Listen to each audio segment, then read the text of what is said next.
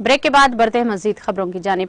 वज़ीर दिफा राजनाथ सिंह ने तेजी से बदलते हुए आलमी सलामती के मंजरनामे में नए चैलेंजों से मौसर तरीके से निपटने के लिए ऑपरेशनल तैयारियों को मजबूत करने की जरूरत पर जोर दिया। मिस्टर सिंह ने जुमेरात को यहां फिजाइया के कमांडरों की 2 रोजा कॉन्फ्रेंस का इफ्तिताह किया। उन्होंने मुसल्लह अफवाज के फौजी ऑपरेशंस में अहम आहंगी पर भी जोर दिया है। इस मौके पर उन्होंने फिजाइया के कमांडरों से भी कहा कि वो तेजी से बदलती हुई आलमी जोग्राफियाई सियासी सूरत हाल पर नजर रखें और इसका हिंदुस्तान के तनाजुर में जायजा लें। वजीर दिफा ने कहा कि फिजाई जंगी इलाके में जंग के नए तरीके सामने आ रहे हैं और दिफाई तैयारियों को मजबूत बनाने के लिए इनका तज्जिया करने और इनसे सीखने की जरूरत है। उन्होंने फिजाइया से कहा कि फिजाई दिफाई निजाम को मजबूत बनाने और ड्रोन के इस्तेमाल एरो स्पेस के मैदान में आगे बढ़ने के लिए कहा है। फिजाइया के सरबराह air chief marshal VR Chaudhary ने वजीर दिफा के फिजाइया के ऑपरेशनल तैयारियों के बारे में मालूमात दी हैं। इस मौके पर वजीर मुमलिकत बराए दिफा अजय भट्ट और chief of defence staff general Anil Chauhan भी मौजूद थे।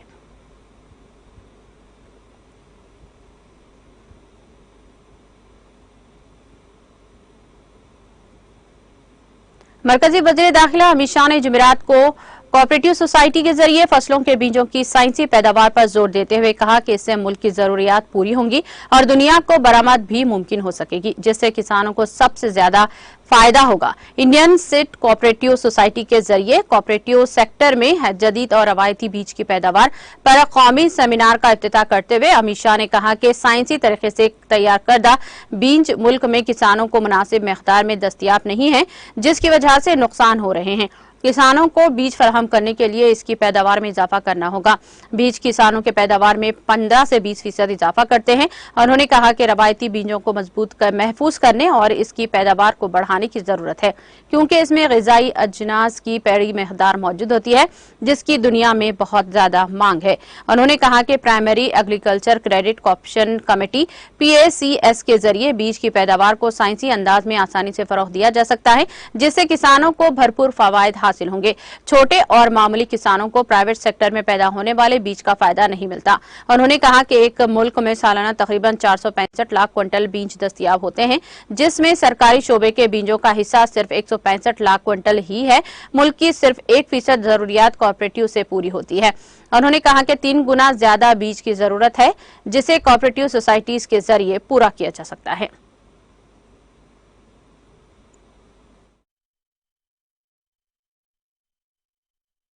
एक दुग्ध कोऑपरेटिव की शुरुआत करी थी। आज उसने अमूल का एक विराट स्वरूप लेकर 60,000 करोड़ का बिजनेस, 60,000 करोड़ के व्यापार की शुरुआत की। जैसे एक छोटा सा बाजरे का बीज किसान खेत में बोता है, तब देखने में छोटा सा बीज होता है, मगर जब फसल कटती है और लहलहाते खेत में से हजारों किलो बाजरा निकलता है, तब कई लोगों की भूख भरने का वो माध्यम बनता है। आज एक छोटी सी शुरुआत मैं आपको बहुत विश्वास के साथ कहना चाहता हूं कि आने वाले दिनों में भारत के बीज संरक्षण, बीज संवर्धन और बीज के अंदर अनुसंधान, ये तीनों क्षेत्रों को परिपूर्ण बनाने में बहुत बड़ा योगदान इस संस्था का रहने वाला है। इसके साथ साथ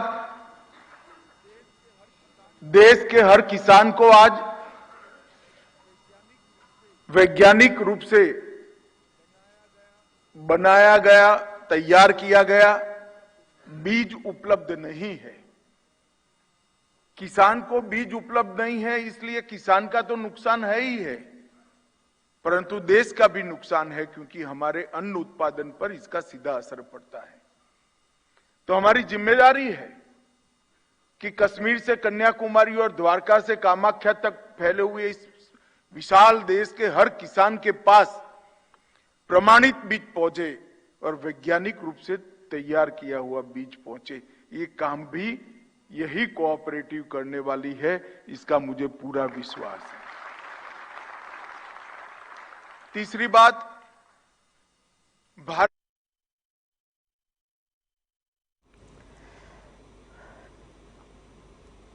कांग्रेस के सदर मल्लिकार्जुन खड़गे और राजस्थान के वज़ीर आला अशोक गहलोत ने कहा कि जैसे ही मरकज में भारतीय जनता पार्टी बीजेपी की हुकूमत इंतखाबात के करीब आती है, सरकारी एजेंसियों जैसे enforcement directorate, ED, central bureau तहकीकात की सीबीआई और आईटी अपोजिशन लीडरों के खिलाफ ताकत का गलत इस्तेमाल करती है और राजस्थान में भी इसने इंतखाबी फायदे के लिए यही खेल खेलना शुरू कर दिया है। मिस्टर खड़गे ने कहा कि जैसे ही इंतखाबात आते हैं, ईडी, सीबीआई, आईटी वगैरह जैसे बीजेपी के हकीकी पिनाब मुखर्जी बन जाते हैं। राजस्थान में अपनी यकीनी शिकस्त को देखते हुए बीजेपी ने अपनी आखिरी चाल चली है। उन्होंने कहा कि छत्तीसगढ़ के बाद ईडी ने राजस्थान में असेंबली इंतखाबात मुहिम उतारने वाले कांग्रेस लीडरों के खिलाफ भी कार्रवाई शुरू कर दी है। मोदी सरकार की आमरीयत जमहूरियत के लिए खतरा है। हम एजेंसियों के गलत इस्तेमाल के खिलाफ लड़ते रहेंगे। अवाम बीजेपी को मुंह तोड़ जवाब देगी। मिस्टर गहलोत ने कहा कि राजस्थान की खवातीन के लिए कांग्रेस की जमानतें शुरू की गई हैं। राजस्थान कांग्रेस के सदर गोविंद सिंह जी और दोता सारा पर ईडी का छापा। मेरे बेटे वैभव गहलोत को ईडी में पेश होने का सम्मन अब आप समझ सकते हैं। जो मैं कहता आ रहा हूं कि ईडी के पास राजस्थान के अंदर ईडी का छापा और इसके लिए होते हैं क्योंकि बीजेपी को राजस्थान में खवातीन, किसान, गरीब लोग नहीं चाहिए। कांग्रेस की तरफ से दी गई जमानतों का फायदा हासिल करने के लिए कांग्रेस फिर से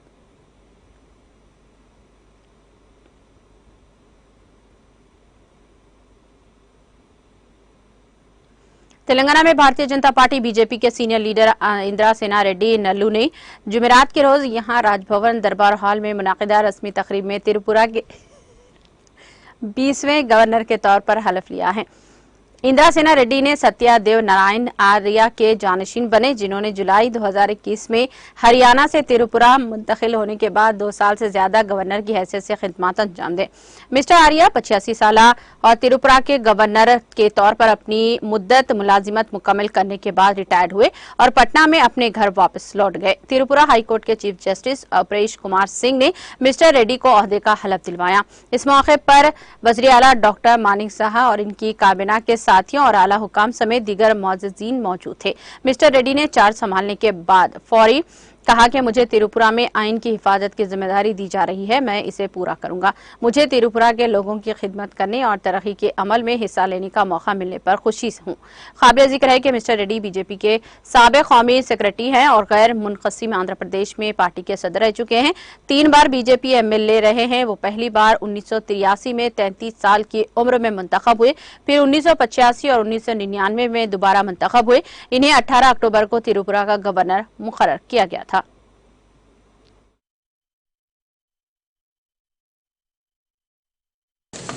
I wish to thank the President of India, His Excellency, responding, reposing the responsibility of Tripura Governor, and I will see my best for the development of Tripura, and I want to bring the transparency, empowerment and accountability. With this, with the local government Chief Minister Manik Saha, with his cooperation, I will see my best the development of Tripura.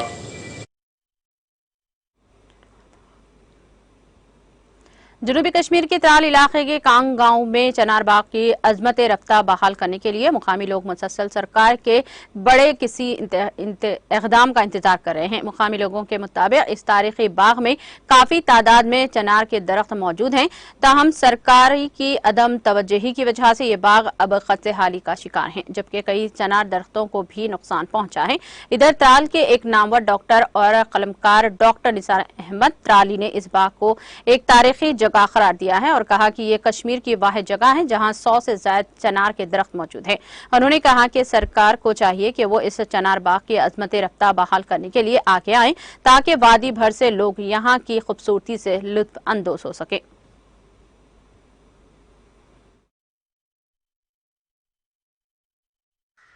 गांग गांव जो है ये कस्बे त्राल से शुमाल की जानिब वस्तुरवन पहाड़ के दामन में और चंद्री आला के साइड में नशीबी और हमवार ज़मीन पर वाक़ा मौजूद है। यहाँ पर एक ज़ियारत है जिसको कहते हैं ख्वाजा मोहम्मद कासिम रफ़ी की। ये तकरीबन कई सौ साल पहले की, तकरीबन 400 साल पहले पुरानी ज़ियारत है। इस ज़ियारत के इर्द गिर्द एक बाग है जिसको हम कहते हैं चिनार बाग। इस चिनार बाग और इर्द गिर्द में तकरीबन 72 चिनार्स एक ही जगह पर मौजूद हैं। अगर पूरे गाँव में देखा जाए तो गाँव में तकरीबन 110 चिनार मौजूद हैं। तो असल में जो चिनार हैं कहते हैं कि हज़रत अमीर कबीर रहमतुल्लाह अलैह उनके साथी सादात जो आए थे यहाँ, उन्होंने यहाँ इम्प्लांट किए थे। और सबसे पुराना जो ओल्डेस्ट चिनार है वो तकरीबन वो छतरगाम बड़गाम में मौजूद है। यहाँ पर कश्मीर में आप देखेंगे कि नसीम बाग में तकरीबन 100 चिनार एक ही जगह मौजूद हैं, लेकिन त्राल वाहिद जगह है जम्मू कश्मीर में जहाँ पर 110 चिनार इस गांव कस्बे में, इस गांव में मौजूद हैं।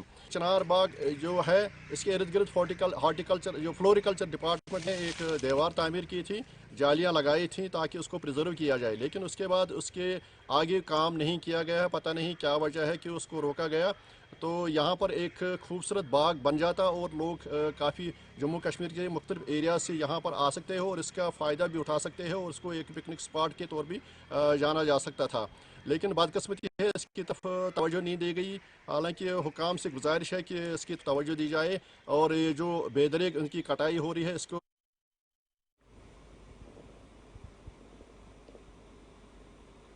साबिक वज़ीर आला महबूबा मुफ्ती का जुमेरात के रोज पीपल्स डेमोक्रेटिक पार्टी PDP के 3 बरसों के लिए दोबारा सदर मुंतखब किया गया है। पार्टी के नायब सदर और senior leader Abdul Rahman Berri ने सदर के ओहदे के लिए महबूबा मुफ्ती का नाम तजवीज़ किया था और गुलाम नबी हांजोरा ने इसकी तायद की थी। PDP के तर्जुमान ने एक्स पर एक पोस्ट किया। नायब सदर AR बेरी ने महबूबा मुफ्ती का सदर के ओहदे के लिए नाम तजवीज़ किया, जिस GN हांजोरी ने तायद की। पार्टी सदर के ओहदे के लिए यहां पार्टी हेडक्वार्टर पे वाइस बोर्ड के जरिए इंतखाबी अमल अंजाम दिया गया। दरियासना पार्टी के लीडरों और कारकुनों ने महबूबा मुफ्ती का दोबारा सदर मुंतखब होने पर मुबारकबाद पेश की है।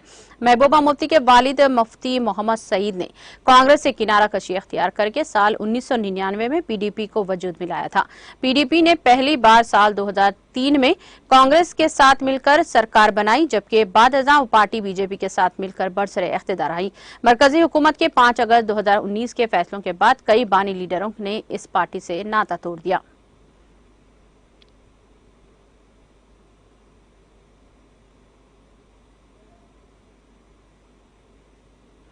इसराइल की दिफाई अफवाज IDF ने जुमेरात के सुबह ऐलान किया कि लड़ाई के अगले मराहिल की तैयारी के ज़िमन में इसने टैंक और पैदा दस्तों ने शुमाली गजा में दाखिल होकर हमास के मुतअद्दिद अहदाफ, इंफ्रास्ट्रक्चर और टैंक शिकन मिसाइल लॉन्च पोस्टों को निशाना बनाया।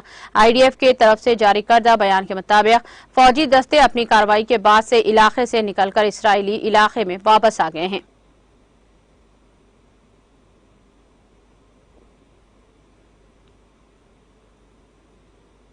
अमेरिका में ल्यूस्टन के माइन इलाके में फायरिंग के वाक़े में महलूकीन की तादाद बढ़कर 22 हो गई है। न्यूज़ के एहलकार के हवाले से यह खबर दी गई है। मीडिया रिपोर्ट्स में कहा गया है कि मुश्तबा शख्स जेर हिरासत में है। माइन स्टेट पुलिस फायरिंग के वाक़े की तहकीकात कर रही है और वफाकी तहकीकाती ब्यूरो FBI ने मुकामी कानून नाफिज करने वाले एजेंसियों के साथ ताउन कर रहा है।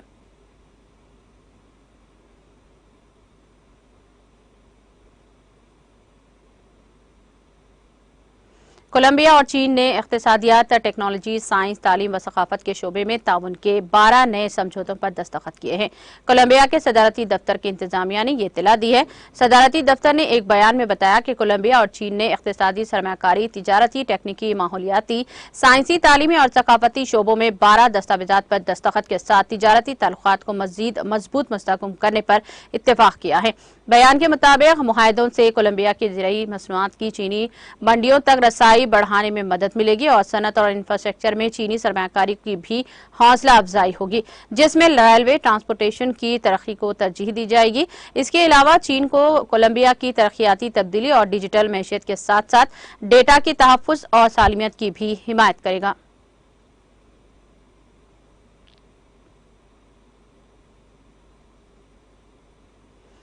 फिलिपाइन में सूबे क्वेज़ोन के एक दौर अफादा गांव में मिट्टी के तोदे गिराने से 4 अफराद की मौत हो गई है।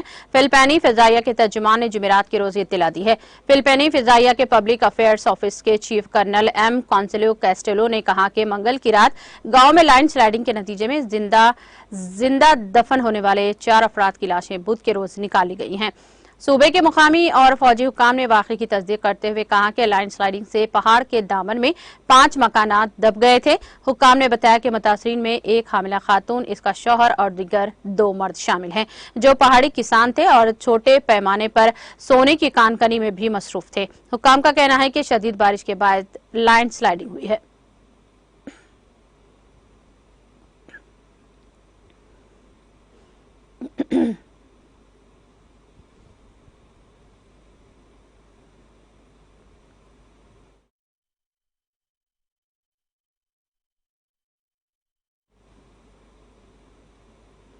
चीन ने जुमेरात के रोज इंसान बरादर खलाई जहाज शेजो 17 को लॉन्च किया है और इसके जरिए 3 खलाबाजों को खलाई स्टेशन के मिशन पर तकरीबन 6 माह की मुद्दत तक मदार में रहने के लिए भेजा जाएगा।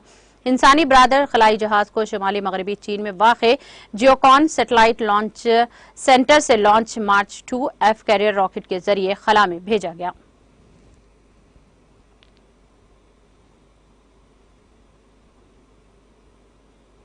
न्यूजीलैंड के कर्माडिक जजीरे में जुमेरात के रोज ज़लज़ले के झटके महसूस किए गए। यूएस जियोलॉजिकल सर्वे ने बताया कि सवेरे 2:49 पर आने वाले ज़लज़ले की शिद्दत रेक्टर स्केल पर 5.4 रिकॉर्ड की गई। ज़लज़ले का मरकज सतह जमीन से 38 किलोमीटर की गहराई में 29 डिग्री जनूबी अर्ज़ बलद और 177 डिग्री मगरबी तोले बलद पर था।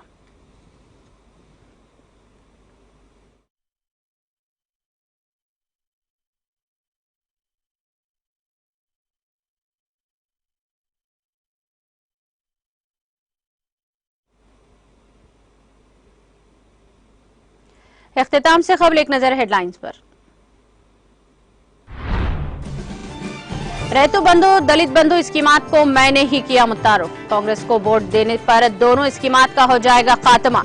अचमपेट में बीआरएस के इंतखाबी जलसे आम से वज़ीर आला केसीआर का खिताब।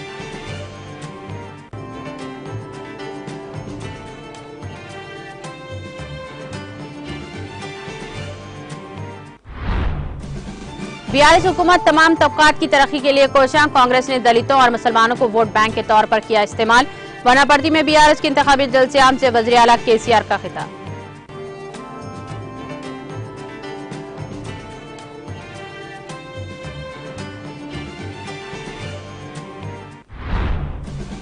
तेलंगाना में बीआरएस का दोबारा इख्तिदार यकीनी। बीआरएस की कामयाबी के लिए पार्टी कायदीन हो जाएं कमर बस्ता। बीआरएस के बूथ लेवल कमेटी इजलास से रियासती वजीर मल्ला रेड्डी का खिताब।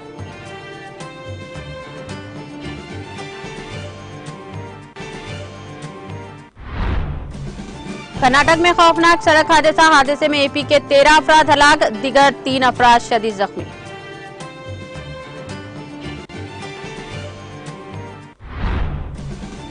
दोनों तेलुगु रियासतों तेलंगाना और आंध्र प्रदेश में सर्दी की लहर में इजाफा। सर्द हवाओं का चरण।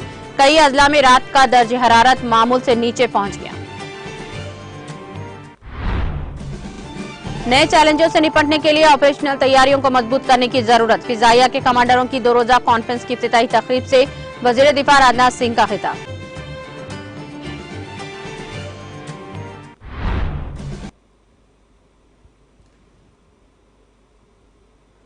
तेलंगाना एक्सप्रेस में फिलहाल इतना ही। दीगर अपडेट्स और प्रोग्राम के लिए जुड़े रहिए टीटीवी के साथ। मुझे दीजिए सारी टीम के साथ इजाजत। अल्लाह हाफिज।